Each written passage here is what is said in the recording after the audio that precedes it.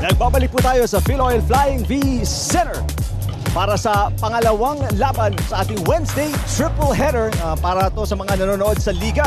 Ang Angels lalaro ulit pagkatapos mapabagsak ng Cool Smashers nung linggo lang. Samantala, ang Army Lady Troopers na last Wednesday naman ay napasabak sa probably the longest match sa ating PVL. 5-set win kontra sa Flying Titans ang makakalaban nila. Welcome to the 2019 Premier Volleyball League Open Conference hatid sa inyo ng ABS-CBN Sports. At ito po ang una sa dalawang laban na nalalabi sa ating schedule, PetroGazz kontra sa PacificTown-Army. At maya-maya lang po, mapapanood nyo naman ang last game sa ating triple header, ang Choco Mucho kontra sa Banco Perlas. Magandang hapon po sa inyo lahat.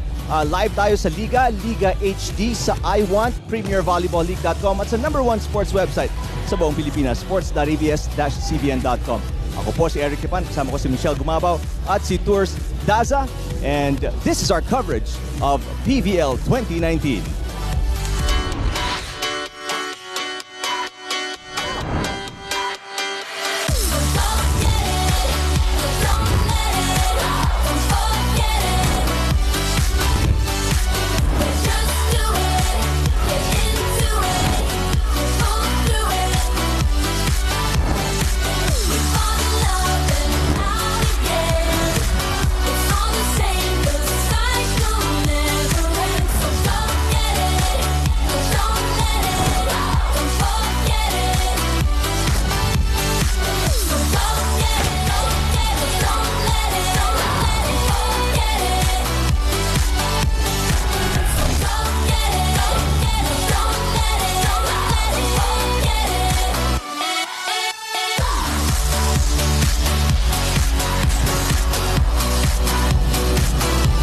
It is day 8 of the Open Conference, and we've got the PacificTown-Army Lady Troopers going up against the PetroGazz Angels.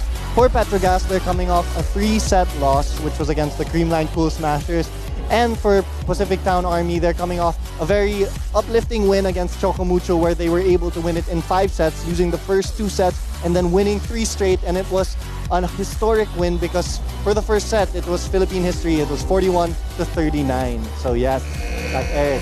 Maraming salamat sa recap, Tours. I'm sure a lot of people will not forget that. And si Michelle, kumusta Michelle? Ikaw yung tail end nung triple header na yun. And you guys finished what, 10 p.m.? We finished 10 p.m. We started at 8 p.m. Our game was scheduled at 6 p.m. So talagang kami yung naging pinaka-late na nag-start at nagkasara kami dito sa San Juan Arena, Eric. But I'm sure for the fans, I mean, sulit na sulit yung pagnood mo ng PVL. Sulit kasi yung first game, 5 sets. The second game went to 5 sets. Kami lang yung medyo napabilis in 3 sets. So it was really an all-out game for all of the fans watching here live at San Juan Arena. Well, tuloy-tuloy po ang takbo ng ating laban. And katatapos nga lang po kanina, Motolite winning over Philippine Air Force. At ito ang updated nating team standings, Michelle. For the team standings, we have Creamline at the top, 5-0. Motolite 3-1. Banco Perlas next, 3-2. PacificTown-Army still undefeated at 2-0. Choco Mucho 2-1. PetroGazz 1 and 2 losses. Valley Pure 1 and 3. Philippine Air Force and Chef's Classic has yet to see their first win. They are at 0-4. So marami-rami nang dumidikit sa inyo, Michelle, sa Creamline. Motolite, Banco Perlas already positioning themselves at the top of the standings. I-ready nyo na po yung mga ballpen nyo kasi tatandaan nyo to, yung ating hashtag, yung ating social media outlets, iasabihin sa inyo lahat ni Tours. Yes guys, ready nyo rin yung mga mobile devices nyo as you can tweet us at ABS-CBN Sports. Gamitin nyo lang yung hashtag PVL 2019, and also check us out for exclusive photos on Instagram at ABS-CBN Sports. Not only that, you can also check us out sa atin keep up to date about all things on the Premier Volleyball League. Check out the #1 sports website in the Philippines, sports.abs-cbn.com. And please like, share, and subscribe our Facebook page at Premier Volleyball League. Malapit na yan sa 1 million likes. It actually has 985,201 likes. Alright, about, tama ba yung math ko? 15,000 something na lang? Tama ba? Dami. 14,799. Tours, mas exact. Bilis, galing Tours. Alright, we'll take a quick break. Pagbalik po natin, we'll talk about the teams. Diyan lang po kayo.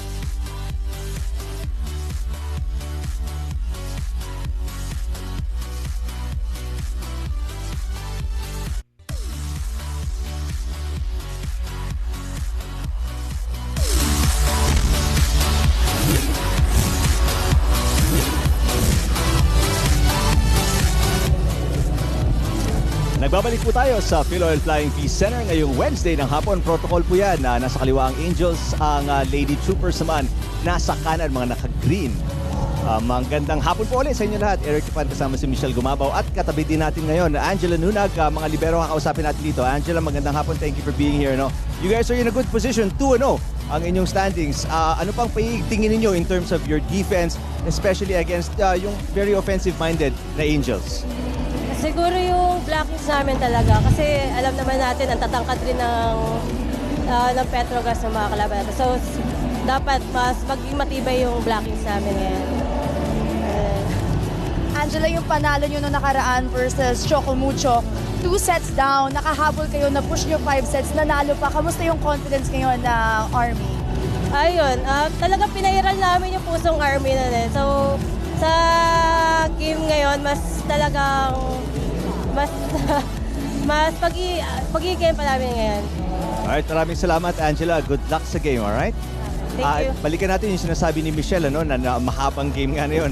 Ito yung 51-minute first set, 41-39. Kahit ako nanonood ako sa bahay nung sobrang na-excite ako nung nasa 37, 36. Sinusubaybayan ko na nun dahil ang ganda nga nung palitan ng dalawang koponan. Alam mo, Eric, first time in my history of playing and watching and covering volleyball, nakakita ako ng 41-39 score sa isang set. Akala nga namin na talagang matatapos to agad ng Choco Mucho. You know, when you win a set like that, the confidence it gives you as a player, talagang mabuboost yung confidence. That's why the second set, 25-19, medyo malayo-layo yun. But pinairal nga talaga, like what Angela said, yung pusong Army na meron sila. We call them veterans here at the PBL. They won 3, 4, and the 5th set, 15-12. Very convincingly. If I may say, Eric, yung ginawa ng Army dun sa galaw nila, iniba nila, hindi lang sila palo ng palo. Binigyan nila yung Choco Mucho ng, kumbaga, veteran moves, puro drop ball, check out. Kaya naman talaga sila nakaurong until 5th set and napanalo pa nila yon. 3 players in double digits para sa Army Lady Troopers at ang leader sa kanila in terms of scoring, Jovelyn Gonzaga with 24 points para sa kanilang koponan. 24 points. Jovelyn has always been their Iron Lady. Siya talaga ang go-to person ng Army Lady Troopers. But you also have Honey Royce Tubino who added 21 points. And yung mga game changers, in my opinion, was Nene Bautista and Jem Gutierrez who really added the firepower for the Army Lady Troopers. So let's see if they're rested enough and hydrated enough, I guess, because that was, again, the longest match in PBL history. Ito yung binabanggit mong numbers ni Gonzaga. 24 points, Eric, 26 digs, and 16 receptions. She is not only working in front, but she's also one of their best receivers and best diggers in the back row. Kaya naman malaking tulong talaga itong Jovelyn Gonzaga sa Army Lady Troopers. We'll take a quick break. Pagbalik natin, pag-uusapan naman natin ang Angels. Diyan na po kayo sa Liga.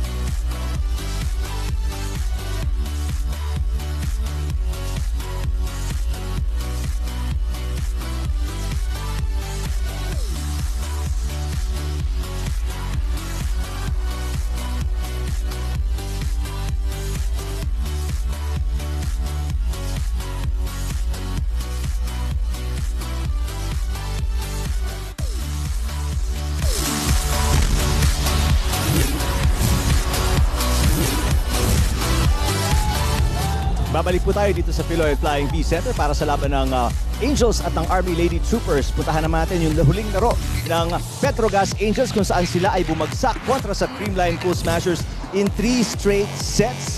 Ito nakikita natin, there was, especially in the second set, mas maganda yung nilabas nilang opensa, push na extend ng bahagya itong second set. But nevertheless, Michelle, in the end, nakuha niyo pa rin in a sweep yung panalo kontra sa PetroGazz. it was really a good offensive game for Creamline at that outing. And siguro yung nagawa talaga ng Creamline for that game was to really stop the major offense, the key players in the PetroGazz's offense. Kaya nag-double time sa defense talaga itong Creamline Coal Smashers. Alright, kausap naman natin ngayon, libero ng Angels, Shen Cruz. Shen, magandang hapon. Thank you for being here. Hello. Now, I know your specialty is defense, pero matanong ko sa inyo because for the last 2 games, isang player lang ang nag-double digits for the Angels. Si Sabete, the previous game, si Panaga in your last game.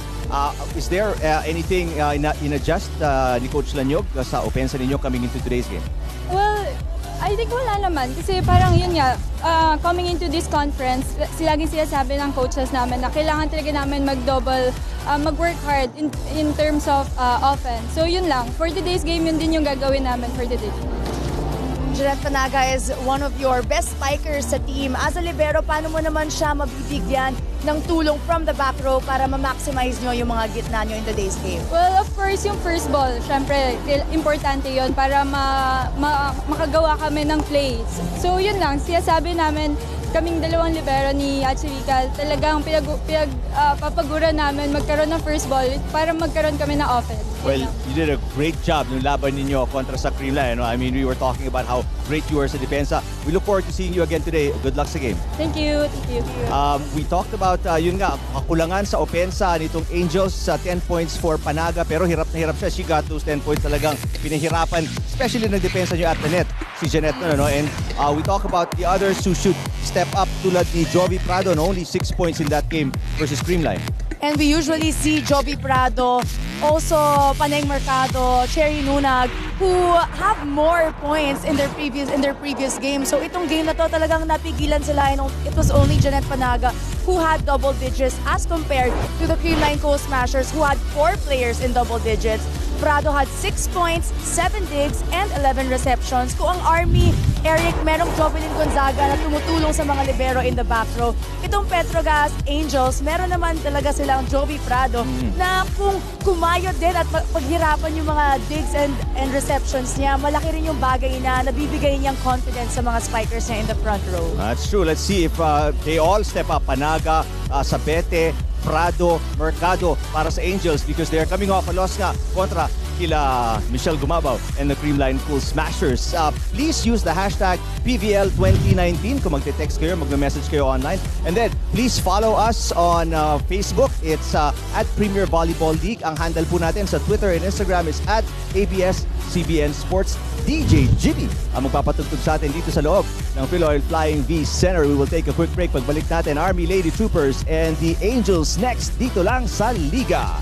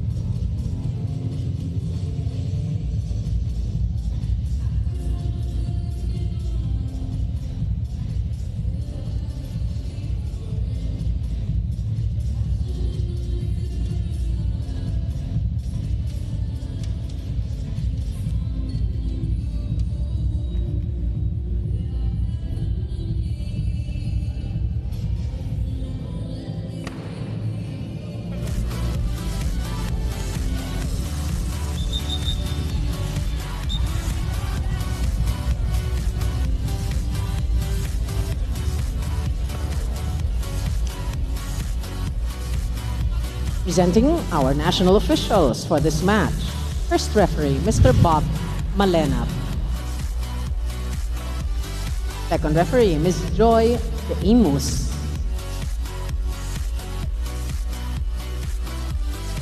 Presenting our starting lineup from our PetroGazz Angels. At number 1, Cherry Rose Nunag. Number 2, Janelle Welch Cheng. Number 4, Stephanie Mercado. Number 6, Janette Panaga. Number 16, Jonah Sabete. And number 19, Jovelyn Grace Rado. Liberos are number 10, Rica Jane Enclona. And number 18, Cian Cruz. Head coach, Mr. Arnold Lanyog. Calling on our PacificTown-Army Lady Troopers. Team captain is number 5, Corporal Mary Jean Balse Pabayo. At number 6, Private First Class Jem Nicole Gutierrez. Number 8, Corporal Jovelyn Gonzaga. Jersey number 15, Private First Class Honey Royce Tubino. Number 16, Private First Class Lutgarda Malaluan. And number 19, Private First Class Sarah Jane Gonzalez. Liberos are number 1, Private First Class Christine Agno. And number 10, Corporal Angela Nunag. Head coach, Staff Sergeant Emilio Reyes Jr., Coach Kung Fu. Wala pong binago sa lineup ni Coach Arnold Lanyog. Same starting 6 na ginamit nila dun sa last game nila. Loss kontra sa Creamline Cool Smashers. Panaga with 10 points. Siya po ang leading scorer and the only player in double digits para sa Angels. Samantala, PacificTown-Army, wala ring binago si Coach Kung Fu Reyes. 3 players in double digits, including Jovelyn Gonzaga with 24. 21 para kay Honey Rose o Royce Tubino, and si Nene Bautista with 13 para sa Army Lady Troopers. Gonna be a big game. Tingnan natin kung makakabawi ang reinforced conference champions and get their wins to at least 2 games. They're 1 and 2 in the standings currently. Pag nagawa nila yon, they will tie with PacificTown-Army na right now is at 2-0, undefeated. Actually, the only undefeated team pareho ninyo. Pero yun nga lang, kayo 5-0. Shell. First to serve. Less games for them so far, but it's still an undefeated streak for them. So I'm sure that this team would want to keep that same, finish this day the same as how they started. What I'm interested in seeing is, how these girls follow up that massive 5-set win against the Flying Titans last week. Because obviously, that had to be training for you as an athlete. Michelle, ako nga pinapanood ko lang sila. Ako napapagod para kila Tugino, who was really attacking, especially that 41-39 per set. I know how you feel, Eric, watching a 5-setter, a win from behind. What you will think is mapapagod, but I'm sure that Coach Kung Fu and the whole team was more fired up from that win versus Chocomucho. Chocomucho, one of the most awaited teams in this conference. So I'm sure that win, coming from behind, that 41-39 historic win by Army, I'm sure, Eric, na-boost yung confidence nila, like what Angela said in the pre-game interview, and pangahawakan nila yun in today's game. Serving for PacificTown-Army. 1-1, set number 1. Para naman sa and she PetroGazz. scores 2-1. What do you see are the issues na encounter nila ngayon? Obviously, wala na si Johnson, wala na si Salas. Are they adjusting these highly offensive, highly talented players na obviously hindi masyadong nagkaroon ng touches in the reinforced conference? Are they adjusting now and finding it difficult to all of a sudden step up to the limelight and to the pressure of the open conference? I'm sure, Eric, the first few games, you're gonna still look for how you performed, how your team performed in the reinforced conference kapag sinamahan mo ng imports. But now they already have a couple of games here in the PBL All Filipino. So I'm sure they've already adjusted well to one another. And in training naman, you're gonna get more touches. That's where the practice happens. So that's where everything actually happens before you step into the PBL court. So if you have good practice, you'll be able to play a good game, and that's what all the athletes need here at the PBL. All volleyball players need to focus on is to really practice well. Hard, Serving for PetroGazz. 1 point lead para sa Angels. Another good serve. Panaga really has perfected Gutierrez through the Meantime, block. Gutierrez will 3-all. score and tie the game at 3.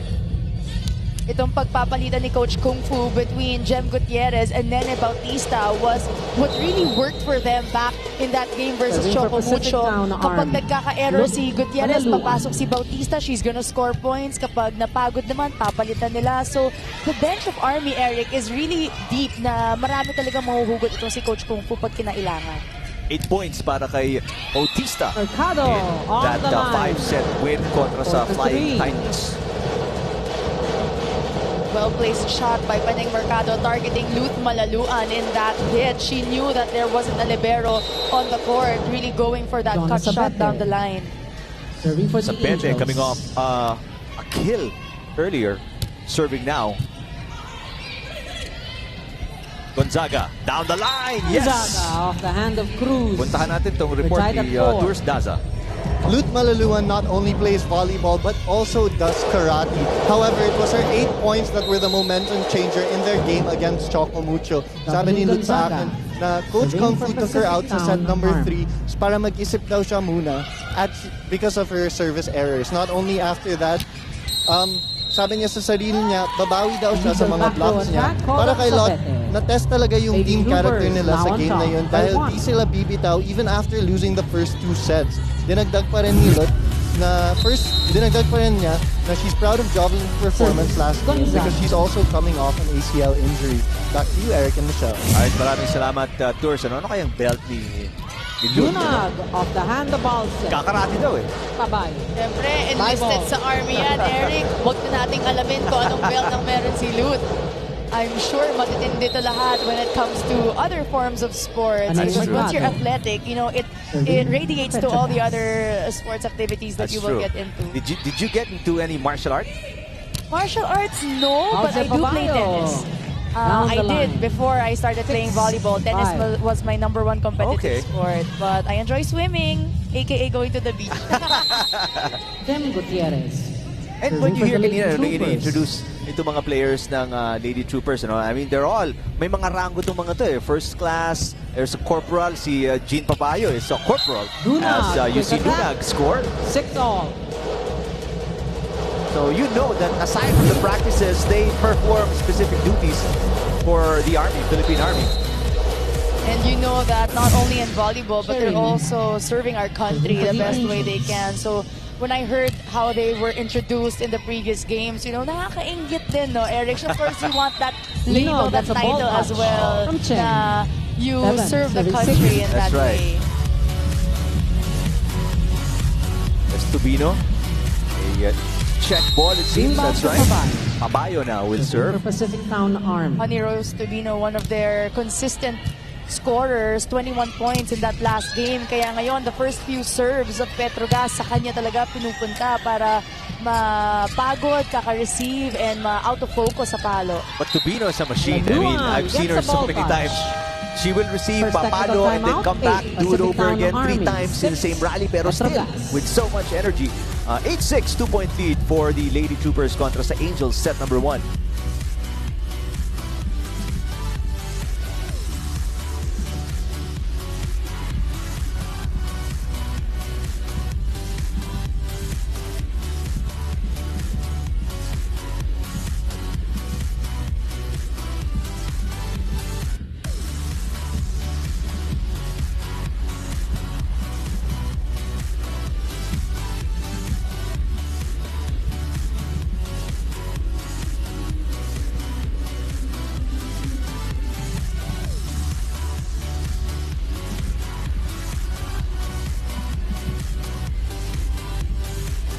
Coach Kung Fu Reyes and the Army Lady Troopers currently undefeated. 2-0 sa ating standings, taking on the reinforced conference champions, PetroGazz Angels. There is Gardo Malaluan with the point.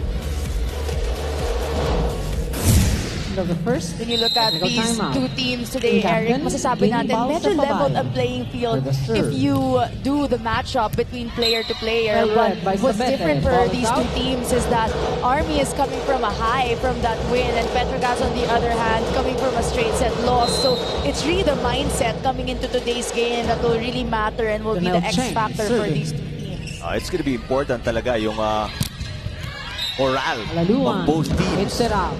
And how you turn it around, obviously, it's in your mind. Yung who wants to win, who wants it more. Yung nga yung katanungan, madalas natin didinig when people talk about sports. It's Service. the willpower of the two teams, and again, who has more of it. Angela Nunag, itatawid ng bola para sa Lady Troopers. Atake si Prado. Almost a good Prado, save by the hand of Gonzaga, Gonzaga. but wala ng second touch. 9, serving 8. She was at the right position to get that ball up, but the blockers of Army didn't expect that anymore. Pag ganun ka taas yung palo ni Jovi Prado going down the line, aakalain mo as a blocker, patay na. But, you know, there are those rare moments na you're at the right place at the right time here in volleyball. 9-all. Malaluan again, back-to-back points para sa kanya.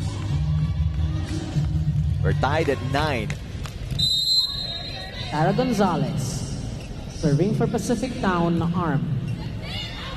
Good solid serve straight to the back. Na kay Gonzalez, there's a block against Sabete. Sabete will try again. A nice adjustment in midair. With a drop shot. 10. She was just really way up high.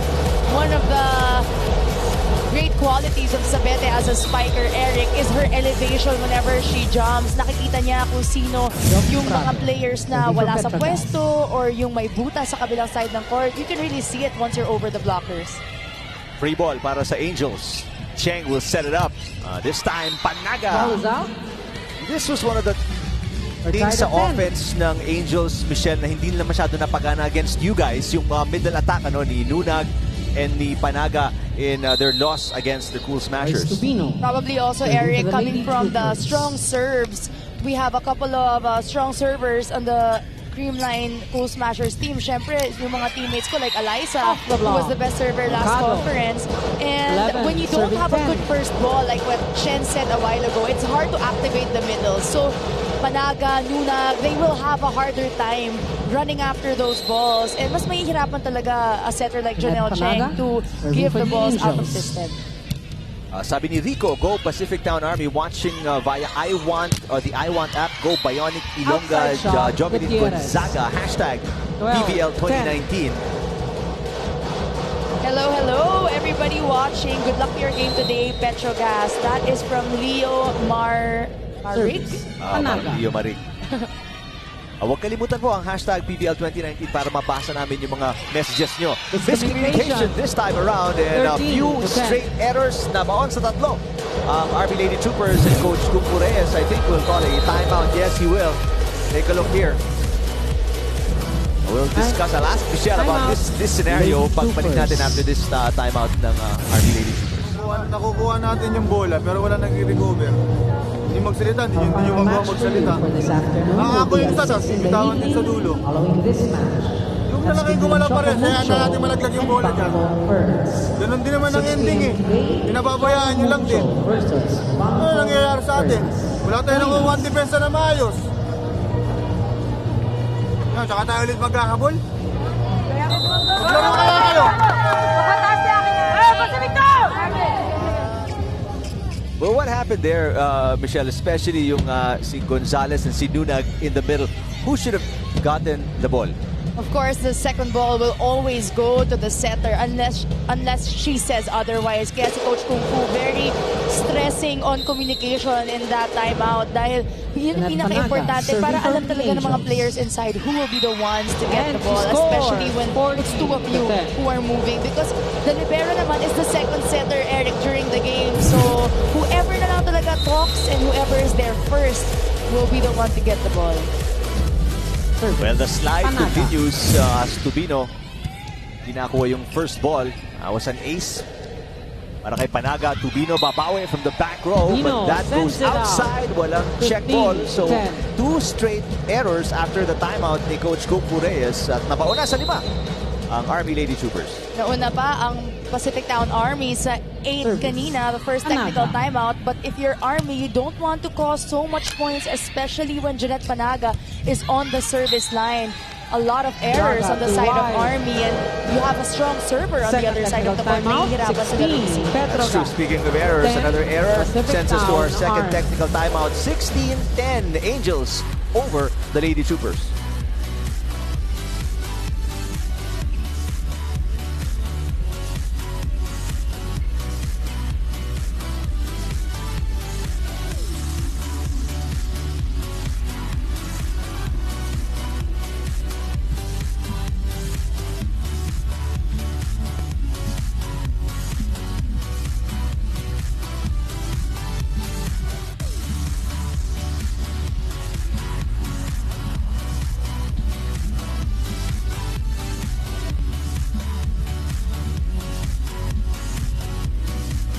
DJ Jimmy ang kasama natin dito sa Philoil Flying V Center.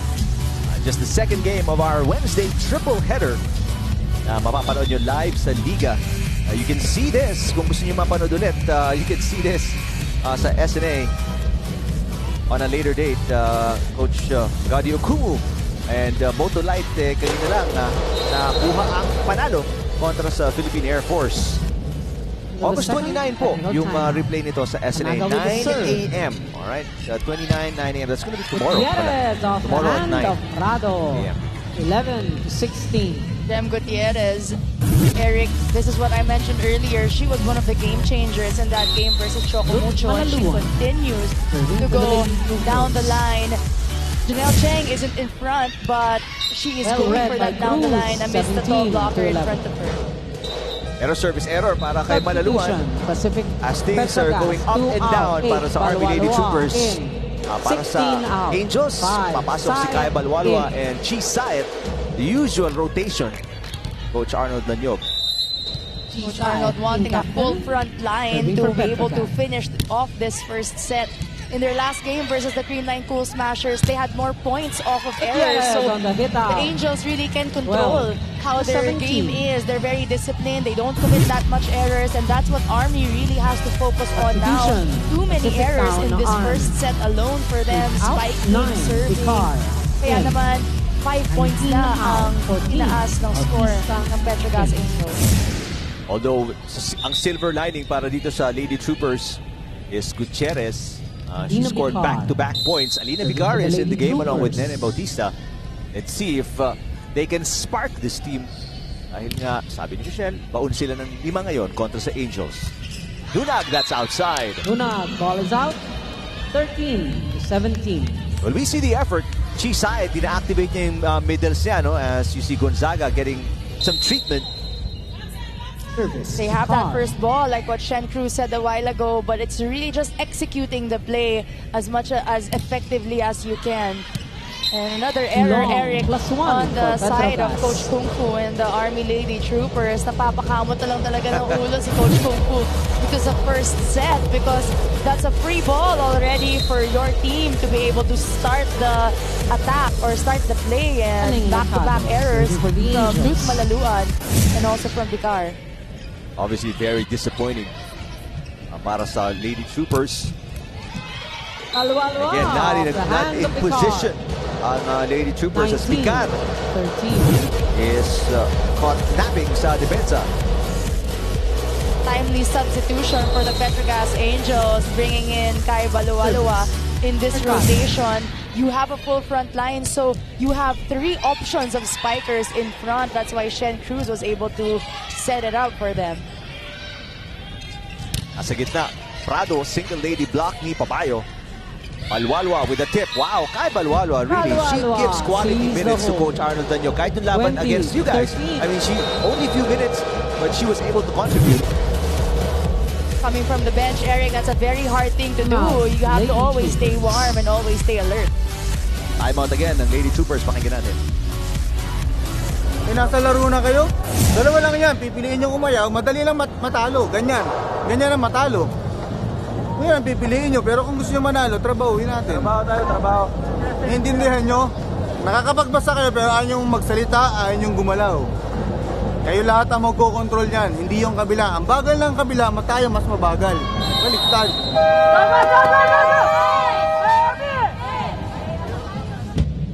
Well, that's a final timeout ni Coach Kung Fu Reyes. I mean, you can feel the frustration through your TV screens.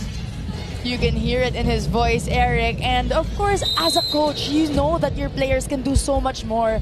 the frustration will really come out because you practice every single day not to play slow like what Coach Kung Fu said, and you also expect them to deliver, especially during game day. Down by 7, they get a free point here. Double contact against the Angels. Let's see kung makakatulong to sa pag-abante ng Lady Troopers. Down by 6 right now. Their errors called on the PetroGazz Angels, but Army has to take advantage right now. They're 6 points down, but you know, if it's Army, their mentality right now, Eric, kahit anong set, kahit anong labang, kaya-kaya nila yan. That's true. I mean, they were down 2-0 against the Flying Titans. Binawi nila yun. That was after losing 41-39. Kaya Balualwa. I mean, really so good, you know. I mean, former Lady Bulldog. Like what you said, always ready. Comes off the bench, wala akong madidinig ng complaints, and then when she gets on there, hindi automatic, she's not the go-to girl, but yet, pag binigyan mo ng bola, halos ay mataas ng porsyento, no? Right now, she's 3 of 3 in this first set alone, and Chisa, it really going to her and giving her that confidence despite coming out from the bench. Sa kanya pa talaga sineset first option yung bola. Prado, good coverage by Gutierrez. Joust, nanalo si Prado over Bautista. Bautista will attack. Nangat ni Saet. Here's Prado again. Oh wow, ang daming butas sa depensa ng Lady Troopers. Smart move there for Jockey Prado, really going over the block. Usually there is no defense on behind the block. It's always to the side, and that's what she went for, that campfire right in the middle. PacificTown-Army not being able to move in their defense, not being able to cover as much ground as they can. Pag hindi talaga napunta sa kanila yung bola, like what Coach Kung Fu said kanina, hindi na nila natataas yung depensa nila. Dalia Cruz in the game for the first time para sa mga nakaberde. Based on your assessment, what is right now the problem with the Lady Troopers? First of all, it's their errors, Eric, that will really mess up with their mindset coming into this first set. Yes, you can always say that it's the first set. You know, you warm up, you have to get warm and really get the feel of the game. But it's the errors that they're committing right now that is not doing well for how they are thinking or how they're entering in this game. Aside from that, as you see, Prado's on automatic right now. Aside from that, I mean, you may come in thinking first set lang to, pero with the level of competition here and the level of talent in the PBL, now at pag nabaon ka ng isang set, sometimes that's all the other team needs para tapusin ka na. Well, if you're Army, you came from 0-2 in that last game, so alam mo yun, it's never over until the 5th set. Truly, but PetroGazz, they're also known to close things out. That was the first error of Kai Balualua, but she's already 4 points, 4 out of 5 in this first set. Great numbers for her and her team. That should have been the closer, pero nakakuha ng kill block. 16 out, 7. Da Cruz. So, another set point para sa Angels. Team captain, serving. Reception has been very good for the Angels, and that's the finish. And the set. Coach Lanyog's been looking for PetroGazz, 25. Activating their middles, Chisa really went for Jeanette Panaga despite that receive being far from the net. That connection to Panaga from Saet was the perfect finisher for that first set. Oh, it's an awesome first set para sa Angels. Contributions from Panaga, Sabete, Prado, and they win by 10, 25-15 kontra sa Lady Troopers after the first set. Hello to our Kapamilya sports fans worldwide. This is Eliza Valdez. Thank you for watching the set 1 of today's PBL game. Para mapanood ng live ang mga susunod na exciting PBL sets, just go to iWant.ph or sports.abs-CBN.com.